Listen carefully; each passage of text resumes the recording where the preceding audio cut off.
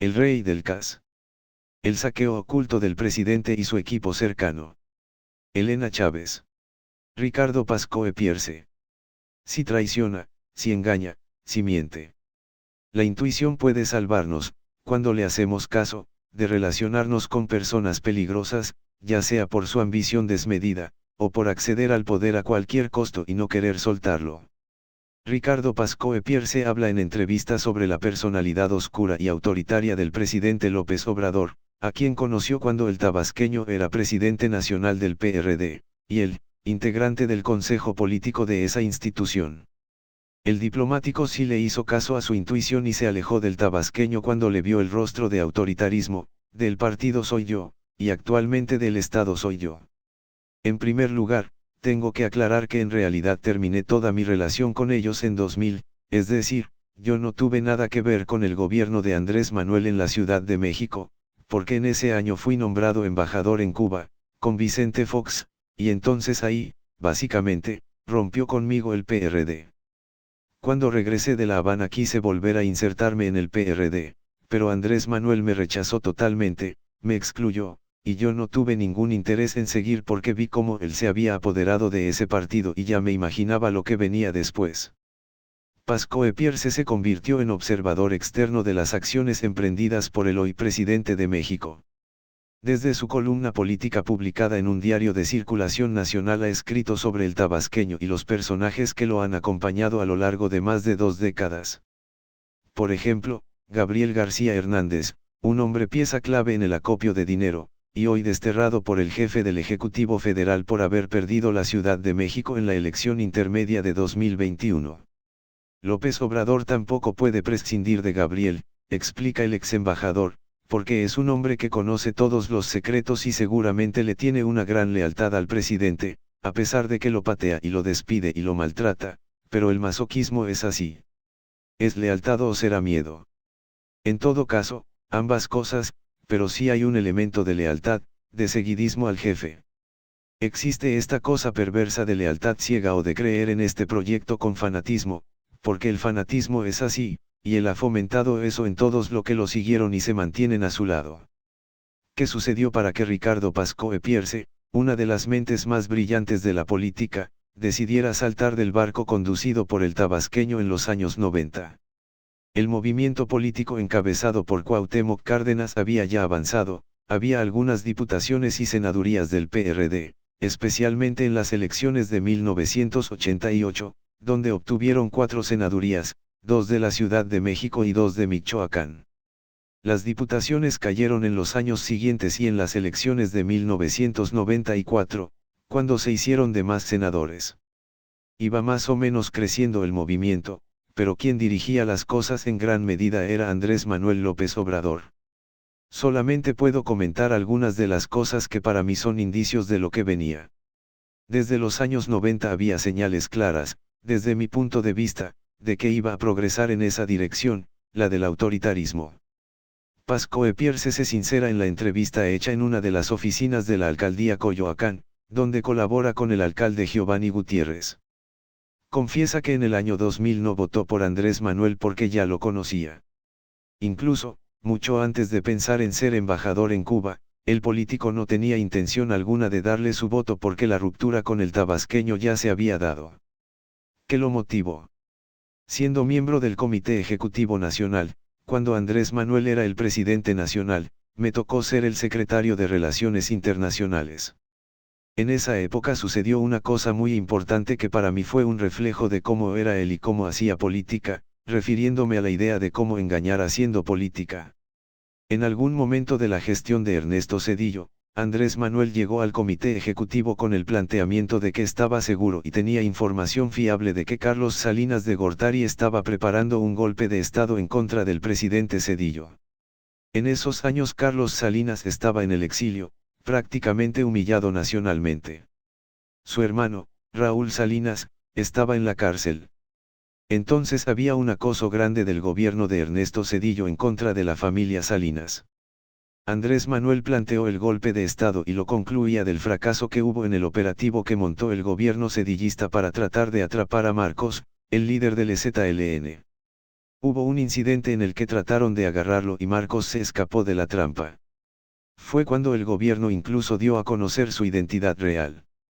Todo eso ocurrió en un momento en que había la idea de que Carlos Salinas y su hermano Raúl estaban, de alguna manera, aliados con el Ejército Zapatista de Liberación Nacional, con el subcomandante Marcos, en el intento de hacer fracasar al gobierno de Ernesto Zedillo.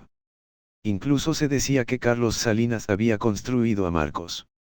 Sí, Raúl era como el intermediario entre esa corriente, digamos, de izquierda y China, porque eran de línea proletaria. No me acuerdo de la otra, pero eran dos corrientes, digamos, de marxistas, ligados a China. Raúl Salinas los había fomentado, de hecho, ligados al PT, a lo que hoy es el PT, especialmente Alberto Anaya, que viene de Monterrey y de esa corriente comunista pro-China. Lo que planteó Andrés Manuel al Comité Ejecutivo Nacional del PRD es que había un gran complot en contra de Ernesto Zedillo, y el PRD tenía que salir en defensa del presidente y rechazar el golpe de Estado. Andrés Manuel López Obrador redactó un documento que presentó al Comité Ejecutivo, el cual anda por ahí, en la prensa. Tuvimos una discusión muy agria en torno a ese documento. Yo lo rechacé absolutamente. También Eberto Castillo, que era miembro del Comité Ejecutivo Nacional. Otros lo aceptaron y les pareció muy bien. Finalmente, la mayoría del Comité Ejecutivo dijo absolutamente, no, al documento, simplemente porque no había ninguna prueba. Andrés Manuel, viendo que su moción había sido derrotada, bajó a la oficina de prensa del partido y mandó publicar el documento con su firma, lo cual generó una gran confusión, porque entonces la idea era que el PRD estaba apoyando incondicionalmente a Zedillo. Entonces uno se pregunta qué es lo que estaba construyendo ahí y qué propósito tenía esa construcción, ese apoyo que le estaba dando.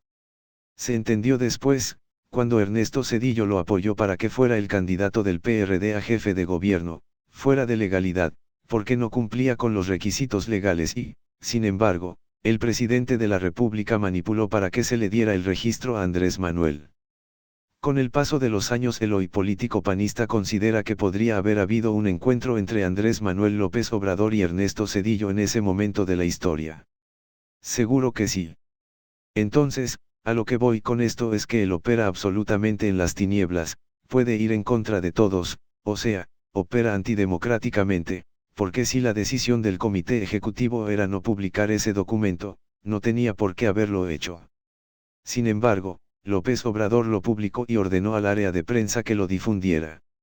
Esta acción autoritaria del hoy presidente de México se dio, recuerda Pascoe Pierce, antes de las elecciones de 1997. Un poco para asegurar también condiciones de que quizá no le hicieran fraude a Cuauhtémoc Cárdenas, también podría ser. Uno puede especular qué era eso. Había toda una maniobra de confabulación política entre Ernesto Zedillo y Andrés Manuel. De ahí también construyó su antisalinismo y conformó a Carlos Salinas como la gran figura mítica que sería su objeto de odio útil durante muchos años. Entonces ahí estaba la mafia del poder y, después, con el tiempo, fue agregando elementos, Diego Fernández de Ceballos y otros actores. ¿Por qué la tolerancia hacia Andrés Manuel López Obrador? Porque le era útil a Ernesto Zedillo, le servía. O sea, se apoyaban mutuamente y Andrés Manuel sí jugó la carta de apoyar al presidente Zedillo para aplastar al anterior. Era una época virulenta de conflicto entre Carlos Salinas y Ernesto Zedillo. Eran tiempos muy oscuros dentro del priismo mexicano. La muerte de Luis Donaldo Colosio y la muerte de José Francisco Ruiz Massieu, todo ese entorno turbio fue lo que marcó el sexenio zedillista. Entonces Andrés Manuel se convirtió en su aliado. Esto es importante porque ahí también sale su talante priista.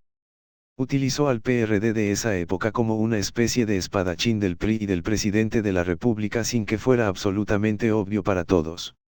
Yo lo veía. Tú lo viste, porque los demás no. Porque no les convenía, porque todos querían tener diputaciones, porque querían acomodarse, es todo muy acomodaticio, no. Lo que estaba construyendo me parecía de una perversidad absoluta. Desde mi punto de vista, sigue obrando con la misma perversidad hoy que en aquel entonces. ¿Es una mente inteligente o una mente perversa? Es una mente astuta, perversa, pero no es inteligente. Es una figura contradictoria en este sentido. Es un político muy astuto, tiene un gran olfato político, pero no es inteligente y mucho menos culto. Algunos podrían decir que la astucia es una forma de inteligencia. Puede ser. Su astucia es de un gran oportunismo. Siempre juega a crear máscaras. Siempre juega con espejos. Mientras tú crees que él está jugando acá, en realidad está por allá, y mientras tú piensas que él planteó eso, en realidad está pensando en aquello, y es así.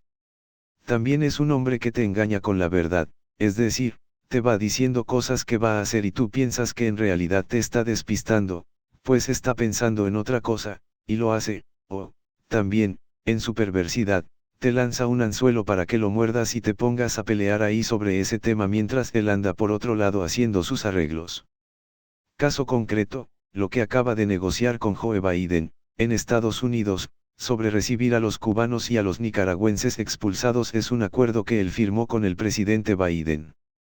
Nunca lo dijeron, lo supimos solamente porque lo publicaron periódicos estadounidenses. Mientras tanto él juega con el tambor del nacionalismo y de la defensa de Cuba. Todo esto del viaje a Cuba también es una faramalla para crear una imagen de algo, cuando en realidad está haciendo otra cosa y está pactando con Estados Unidos. Él juega esos dobles juegos y hay que entenderlos, porque uno puede hacer las jugadas abiertas, digamos.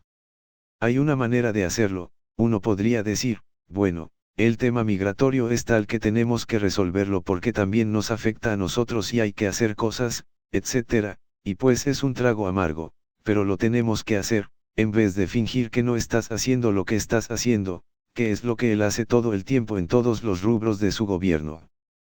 Para Ricardo Pascoe Pierce el presidente López Obrador es el hombre de las 1000 máscaras para ocultar sus verdaderas intenciones, y así gobierna. Sus conocidas consignas, acepta la culpa y no digas nada, no robes, no traiciones, no mientas, son máscaras.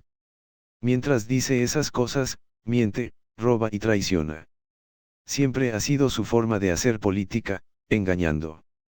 Es lo único que sabe hacer. O sea, no podría hacer política de otra manera. La transparencia no existe para él, no es un concepto, ni siquiera es deshonesto en ese sentido, es que no lo entiende. ¿Ama a México? Bueno, a su manera, yo creo que sí.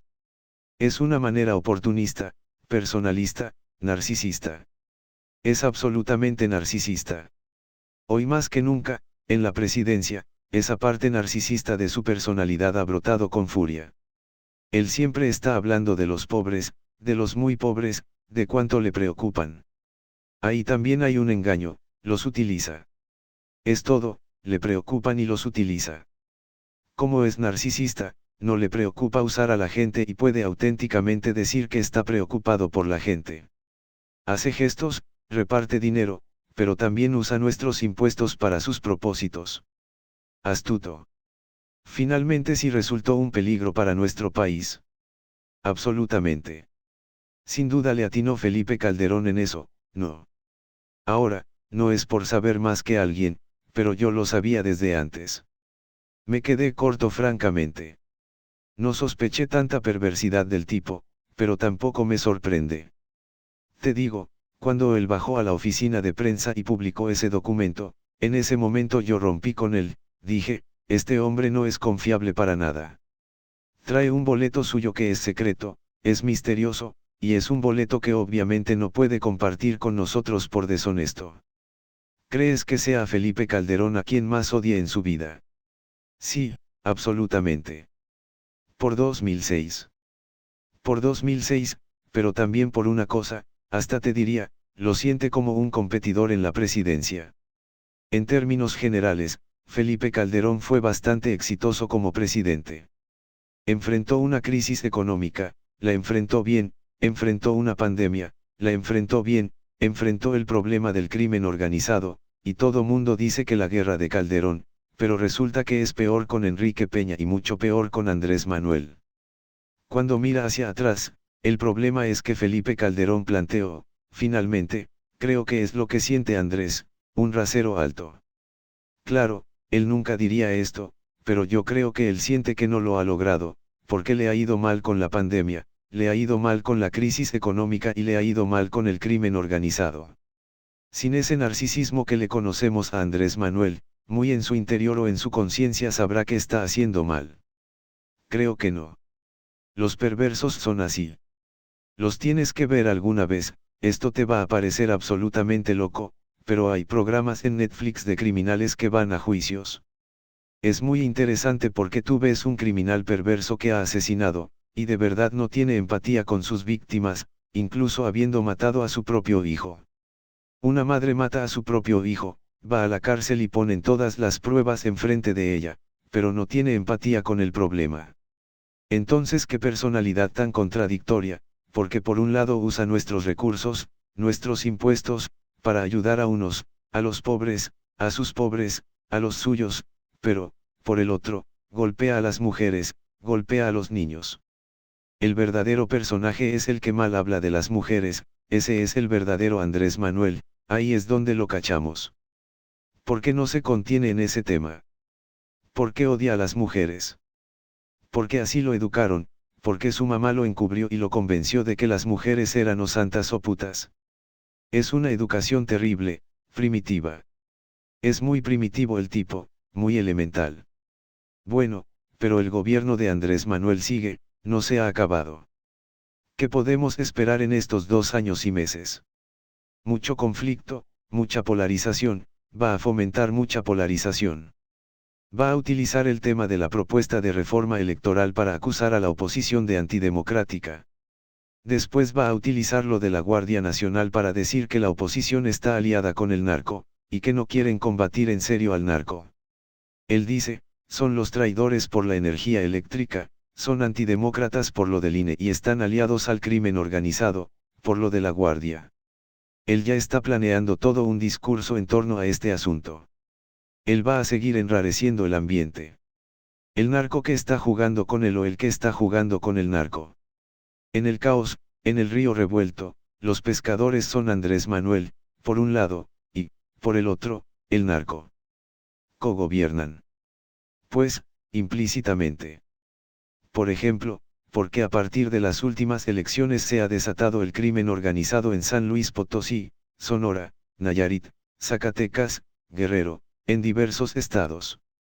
Porque Morena hizo compromisos, aunque fuera a nivel local, muy específicos, lo cual intimida a la gente para salir a votar o para no salir a votar, o incluso para ir a robar urnas.